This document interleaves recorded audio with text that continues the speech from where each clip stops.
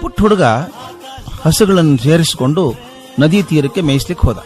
ಅಲ್ಲಿ ಮೇಯೋದಕ್ಕೆ ಬಿಟ್ಟು ಮರದ ಕೆಳಗೆ ಕೂತ್ಕೊಂಡು ತನಗಿಷ್ಟವಾದ ಕೊಳಲನ್ನು ತೆಗೆದು ಊತ್ತಾ ಕೂತ್ಕೊಂಡ. ಅವನು ನೋಡ್ತಿರುವಾಗ ಅಲ್ಲಿ ನೋಡಿದ ನದಿಯಲ್ಲಿ ಒಬ್ಬ ಬ್ರಾಹ್ಮಣ ಸ್ನಾನ ಮಾಡ್ತಾ ಇದ್ದ. ಅವನ್ನೇ ನೋಡ್ತಾ ಇದ್ದ. ಆ ಮನುಷ್ಯ ಬ್ರಾಹ್ಮಣ ಸ್ನಾನ ಮಾಡಿ ಬಂದು ಸಂಧ್ಯಾ ವಂದನೆ ಮಾಡ್ತಾ ದಂಡೆ ಮೇಲೆ ಕೂತ್ಕೊಂಡ. ಹುಡುಗ ಹತ್ರ ಹೋದ. ಏನ್ ಮಾಡ್ತಿದ್ದೀರಿ ಅಂತ ಕೇಳಿದ. ಆಗ ಬ್ರಾಹ್ಮಣ ಹೇಳಿದ, ನೋಡಪ್ಪ ಗಾಯತ್ರಿ ಮಂತ್ರ ಹೇಳ್ತಾ ಇದ್ದೀನಿ ಅಂದ. ಏನ್ ಹಂಗಂದ್ರೆ ಹುಡುಗ ಕೇಳ್ದ. ನಿನಗೇನ್ ತಿಳಿತದೋ, ಅಶಿಕ್ಷಿತ ಹುಡುಗ ನೀನು, ನಡಿ ಆಚೆ ಅಂದ್ರು. ಸರಿ ಹೋಗ್ತೇನೆ, ಅದ್ರೊಂದು ಪ್ರಶ್ನೆ, ನೀ ಮಂತ್ರ ಹೇಳುವಾಗ ಮೂಗ್ ಯಾಕೆ ಹಿಡ್ಕೊಂಡಿದ್ರಿ, ಮೂಗು ಮುಚ್ಕೊಂಡಿದ್ರಲ್ಲ ಯಾಕೆ ಅಂತ. ಅದು ಮುಚ್ಕೊಳ್ಳೋದಲ್ಲ, ಅದು ಪ್ರಾಣಾಯಾಮ ಮಾಡಬೇಕು. ಹಾಗೆ ಶ್ವಾಸ ಸರಿಯಾಗಿ ಗಟ್ಟಿ ಹಿಡ್ಕೊಂಡಾಗ ಮನಸ್ಸು ಏಕಾಗ್ರ ಆಗಿ ಭಗವಂತನ ದರ್ಶನ ಆಗ್ತದೆ ಅಂತ ಬ್ರಾಹ್ಮಣ ಹೇಳ್ದ. ಹುಡುಗ ಹೌದಾ, ಮೂಗು ಹಿಡ್ಕೊಂಡ್ರೆ ದೇವರ ದರ್ಶನ ಆಗ್ತದಾ ಅಂದ. ಸ್ವಲ್ಪ ಹೊತ್ತು ಏನ್ ಮಾಡಿದ ಗೊತ್ತಾ ಹುಡುಗ, ಬ್ರಾಹ್ಮಣ ಹೋದ ಸಂಧ್ಯಾವಂದನೆ ಮುಗಿಸ್ಕೊಂಡು. ಇವನು ಗಟ್ಟಿಯಾಗಿ ಮೂಗು ಹಿಡ್ಕೊಂಡ್ಬಿಟ್ಟ. ಉಸಿರಾಡಿಸ್ಬೇಕು ಅಂತ ಗೊತ್ತಿಲ್ಲ, ಮೂಗು ಮುಚ್ಕೊಂಡ್ಬಿಟ್ಟ ನಾನು ಬಗೆಯಾಗಿ. ಭಗವಂತ ನೀನು ಕಾಣೋ ತನಕ ನಾನು ಮೂಗು ಬಿಚ್ಚಲ್ಲ ನಾನು ಅಂದ. 10 ಸೆಕೆಂಡ್ ಆಯ್ತು, 20 ಸೆಕೆಂಡ್ ಆಯ್ತು, ಬಿಡೋದಿಲ್ಲ ಕೈ ಹುಡುಗವ. ಉಸಿರೇ ನಿಂತಂತಾಯ್ತು. ಬಿಡು, ಮೂಗು ಹಿಡ್ಕೊಂಡ್ಬಿಟ್ಟೆ ನಾನು ಗಟ್ಟಿ. ಆ ಮುಗ್ಧತೆ ಅವನು, ಸತ್ಯ ಹೋಗ್ತೀನಿ ನಾನು ಭಗವಂತ ಬರದೇ ಹೋದ್ರೆ ಅಂತ. ಅವನ ನಂಬಿಕೆಗೆ ಮನಸ್ಸೋತು, ದೇವರು ಬಂದ್ಬಿಟ್ಟಂತೆ ಮುಂದೆ ಪ್ರತ್ಯಕ್ಷ ಆಗಿ. ಮಗು ಮೂಗು ಬಿಡಪ್ಪ, ನಾ ಬಂದಿದ್ದೆ ನೋಡು, ಭಗವಂತ ಬಂದಿದ್ದೇನೆ ಅಂದ. ಹುಡುಗ ಭಗವಂತ ಆಶ್ಚರ್ಯಪಟ್ಟ. ನೀನೇ ಭಗವಂತ ಅಂತ ಹೆಂಗ್ ನಂಬೋದು ಅಂತ ಕೇಳ್ದ. ನಾನು ಸತ್ಯ ಹೇಳ್ತೇನಪ್ಪ, ನೀನೇ ಬೇಕಾದ್ರೆ ಪರೀಕ್ಷೆ ಮಾಡು ಅಂತ. ಹಾಗಾದ್ರೆ ಒಂದು ಕೆಲಸ ಮಾಡು, ನೀ ಇಲ್ಲೇ ಇರು, ಆ ಬ್ರಾಹ್ಮಣನ್ ಕರ್ಕೊಂಡ್ ಬರ್ತೇನೆ, ಅವನೇ ನೀನು ಭಗವಂತ ಅಂತ. ನೋಡಿದವರಲ್ಲ ಭಗವಂತ, ನಾವು ನೋಡಿದಾರಂತೆ, ನೀನೇ ಭಗವಂತ ಅಂದ್ರೆ ಸರಿ ಅಂದ್ರು. ನೋಡೋ, ನಾ ಬರೋ ತನಕ ಇಲ್ಲೇ ಇರ್ಬೇಕು ನೀನು ಅಂತ ಹೇಳಿ ಹಗ್ಗ ತಗೊಂಡು ಭಗವಂತನ ಗಿಡಕ್ಕೆ ಕಟ್ ಹಾಕಿದ್ನಂತೆ. ಓಡ್ ಹೋಗಿ ಬ್ರಾಹ್ಮಣನ್ ಕರ್ಕೊಂಬಂದ. ನೋಡಿ, ನೀವು ಮೂಗು ಹಿಡ್ಕೊಂಡು ಪೂಜೆ ಮಾಡುವಾಗ ಭಗವಂತ ಬರ್ತಾನೆ ಅಂದ್ರಲ್ಲ, ಇವನೇ ಹೌದಲ್ಲೋ, ಇವನೇ ಭಗವಂತ ಹೌದಲ್ಲೋ ಅಂತ ಕೇಳಿದಂತೆ. ಅವನು ಪಾಪ ಹುಟ್ಟಿನಿಂದ ಮಾತ್ರ ಬ್ರಾಹ್ಮಣ, ಮನಸ್ಸು ಶುದ್ಧ ಆದದ್ದಲ್ಲ ಅವನಿಗೆ. ಅವನಿಗೇನೂ ಕಾಣಿಸ್ಲಿಲ್ಲ, ಗಿಡ ಒಂದೇ ಕಾಣಿಸ್ತಾ ಇತ್ತು. ಸ್ವಾಮಿ ಎಲ್ಲಿ ಭಗವಂತ ಎಲ್ಲಿ ಅಂತ ಕೇಳ್ದ. ಅಲ್ಲಿದ್ದಾನಲ್ಲ ಸ್ವಾಮಿ, ಕಟ್ಟಿ ಹಾಕಿದ್ದೀನಿ ನೋಡಿ, ಹಗ್ಗ ಕಟ್ಟಿ ಹಾಕಿದ್ದೀನಿ, ಅವನೇ ಭಗವಂತ ಅಲ್ವಾ. ಇವನಿಗೆ ಕಾಣಿಸೋದೇ ಇಲ್ಲ, ಮರ ಒಂದೇ ಕಾಣಿಸುತ್ತೆ. ಇಲ್ಲಲ್ಲೋ, ಯಾರು ಇಲ್ಲ ಅಲ್ಲಿ ಅಂತ. ಅದೇಂಗ್ ಸ್ವಾಮಿ, ನೋಡಿ ಕೈ ಮಾಡ್ತಾ ನೋಡಿ, ಬೇಕಾದ್ರೆ ಕೈ ಹಿಡ್ಕೋತಿ ನೋಡಿ, ಕೈ ಹಿಡ್ಕೊಂಡಂತ ಒಂದು. ನೋಡಿ ಕೃಷ್ಣ ಎಲ್ಲಿದ್ದಾನೆ ನೋಡಿ ಅನ್ನಂತ. ಇವನ್ ತಲೆ ಉಪಟ ಕಾಟ ಕಾಳಲಾರ್ದೆ, ಹೌದಪ್ಪ ಹೌದು ಅವನೇ ಭಗವಂತ, ಹೋಗು ಅಂತೇಳಿ ಹೋಗ್ಬಿಟ್ಟ. ಹುಡುಗನ ಸಮಾಧಾನ ಆಯ್ತು. ಆ ಬ್ರಾಹ್ಮಣ ಇವನ್ ದೇವ್ರು ಅಂದ್ಮೇಲೆ ಇವನೇ ಇರ್ಬೇಕಲ್ಲ ದೇವ್ರು ಅಂತ ಹಗ್ಗ ಕಟ್ಟು ಬಿಚ್ಚಿದ. ಬಹಳ ಮುಗ್ಧ ಹುಡುಗ. ನೋಡಿ ಭಗವಂತ ಹೇಳಿದಂತೆ, ಮಗು ನಿನಗೇನಾದ್ರೂ ಬೇಕೋ ಕೇಳೋ, ಕೊಡ್ತೀನಿ ಅಂದಂತ.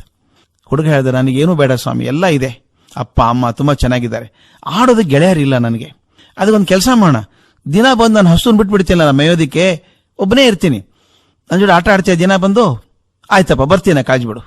ಹಾಗಾದ್ರೆ ನಾ ಏನ್ ಮಾಡ್ತೀನಿ, ಗಟ್ಟಿಯಾಗಿ ಮೂಗು ಹಿಡ್ಕೊಂಡ್ಬಿಡ್ತೇನೆ, ಹಿಡ್ಕೊಂಡ್ಕೊಳ್ಳಿ ಬರ್ಬೇಕು ಅಂತ ಕರಾರ್ ಹಾಕಿದ. ದೇವ್ರು ಒಪ್ಕೊಂಡಂತೆ. ಹಲವಾರು ವರ್ಷಗಳವರೆಗೆ ಈ ಹುಡುಗ ಭಗವಂತನ ಜೋಡಿ ಹಸು ಮೇಯಿಸುವಾಗ ದಿನ ಆಟ ಆಡೋನು, ಕಾಲು ಕಳೆಯೋನು. ಒಂದಿಷ್ಟೋ ವರ್ಷ ಆದ್ಮೇಲೆ ಬ್ರಾಹ್ಮಣ ಅದೇ ದಾರಿಯಲ್ಲಿ ಮತ್ತೆ ಬರ್ತಾ ಇದ್ದ. ಈ ತರುಣ ಓಡ್ ಹೋಗ ನಮಸ್ಕಾರ ಮಾಡಿದ್ದಂತೆ. ಸ್ವಾಮಿ, ನಿನ್ನಿಂದಾಗಿ ನನ್ನ ಭಗವಂತನ ಜೋಡಿ ಆಟ ಆಡುವಂತ ಅವಕಾಶ ಸಿಕ್ತು. 16 ವರ್ಷ ಆಯ್ತೀಗ ಇದೇ ರೀತಿ ಭಗವಂತ ಆಟ ಬಂದಿದ್ದೀನಿ ನಾನು ಅಂತೆಲ್ಲ ಹೇಳ್ದ.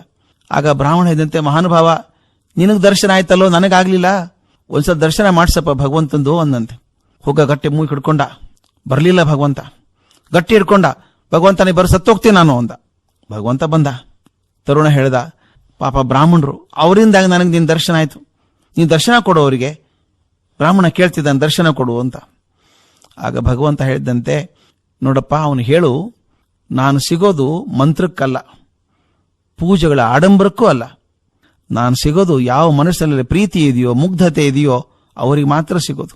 ನಿಮ್ ಗುರುವಿಗೆ ಹೇಳಿ, ನೀನು ಮುಂದಿನ ಜನ್ಮದಲ್ಲಾದ್ರೂ ಪ್ರಾರ್ಥನೆ ಮಾಡುವಾಗ ಮನಸ್ಸನ್ನ ಸ್ವಚ್ಛ ಇಟ್ಕೊಂಡು ಶುದ್ಧ ಮನಸ್ಸಿಂದ ಪ್ರಾರ್ಥನೆ ಮಾಡೋ ಕೇಳು, ದರ್ಶನ ಭಾಗ್ಯ ಸಿಕ್ಕಿತು ಅಂತ ಹೇಳಿ ಮಾಯಾದ. ಸ್ವಾಮಿ, ನಾವು ಏನೇನೋ ಹೋಮ ಮಾಡ್ತೀವಿ, ಯಾವ್ಯಾವುದು ಹವನ ಮಾಡ್ತೀವಿ, ಹಿಂಗಾದ್ರೆ ಒಳ್ಳೇದಾಗ್ತದೆ, ಹಿಂಗಾದ್ರೆ ಅಧಿಕಾರ ಬರ್ತದೆ, ಹಿಂಗಾದ್ರೆ ಅಧಿಕಾರ ಉಳ್ಕೊಳ್ಳುತ್ತೆ ಅಂತ ಏನೇನೋ ಮಾಡ್ತೀವಲ್ಲ ನಾವು. ಹೋಮ, ಹವನ, ಪೂಜೆ, ಸಮಾರಾಧನೆ, ಉತ್ಸವ, ಇದು ಎಲ್ಲದರದ್ದು ಮೂಲ ಭಕ್ತಿ, ಸಂಪೂರ್ಣ ಶ್ರದ್ಧೆ, ಆರ್ತತೆ. ಅದಕ್ಕೆ ಮಾತ್ರ ಭಗವಂತ ಒಲಿತಾನೆ. ಇಲ್ವಾದ್ರೆ ಈ ಗಲಾಟೆಗೆ ಅವನು ಕೂಡ ಇರಲ್ಲ, ಓಡಿ ಹೋಗ್ತಾನೆ. ದೇವ ಮಂದಿರ ಭಜನೆ ಪೂಜೆ ಪ್ರಸಾದಗಳು ಜೀವನದ ಅಲಂಕಾರ, ಮನಸ್ಸಿನುದ್ಧಾರ. ಭಾವವಂ ಕ್ಷುಲ್ಲ ಜಗದಿಂ ಬಿಡಿಸಿ ಮೇಲ್ವೈವವು ಆವುದಾದರ ಒಳಿತು ಮಂಕುತಿಮ್ಮ ಅಂತ ಹೇಳಿಲ್ವೇ. ದೇವಮಂದಿರ, ಭಜನೆ, ಪೂಜೆ, ಪ್ರಸಾದ ಇವೆಲ್ಲ ಯಾವುದು ಅಂದ್ರೆ ನಮ್ಮ ಮನಸ್ಸನ್ನ ಸ್ವಲ್ಪ ಶುದ್ಧೀಕರಿಸಿ ಸ್ವಲ್ಪ ಎತ್ತರಕ್ಕೆ ತಗೊಂಡು ಹೋಗ್ತವೆ, ಒಂದು ಕ್ಷಣವಾದ್ರೂ ಮೇಲಕ್ಕೆ ತಗೊಂಡು ಹೋಗ್ತವೆ. ಆದ್ರಿಂದ ಯಾವುದನ್ನಾದ್ರೂ ಮಾಡ್ಕೊಳ್ಳಪ್ಪ ಮಾರಾಯ, ಹೃದಯ ಶುದ್ಧಿ ಮಾಡ್ಕೋ ಅನ್ನೋ ಮಾತು ಡಿ ವಿ ಜಿ ಅವ್ರದ್ದು. ಅದೇ ಮಾತಿಗೆ ಪೂರಕವಾಗಿರುವಂತಹ ಕಥೆ ಇದು. ಭಗವಂತ ಒಲಿಯೋದು ಮುಗ್ಧತೆಗೆ, ಭಕ್ತಿಗೆ, ಆಡಂಬರಕ್ಕೆ, ಪೂಜೆಗಲ್ಲ. ಕರುನಾಡು ಬಾಬೆಳಕೆ ಸರಣಿ ಕಾರ್ಯಕ್ರಮ ಪ್ರಸಾರವಾಯಿತು. ಪ್ರಸ್ತುತಿ ಡಾಕ್ಟರ್ ಗುರುರಾಜ ಕರ್ಜಕೆ. ಇದು ಆಕಾಶವಾಣಿ FM ರೈನ್ಬೋ ಪ್ರಸ್ತುತಿ. ಈ ಕಾರ್ಯಕ್ರಮದ ಎಲ್ಲ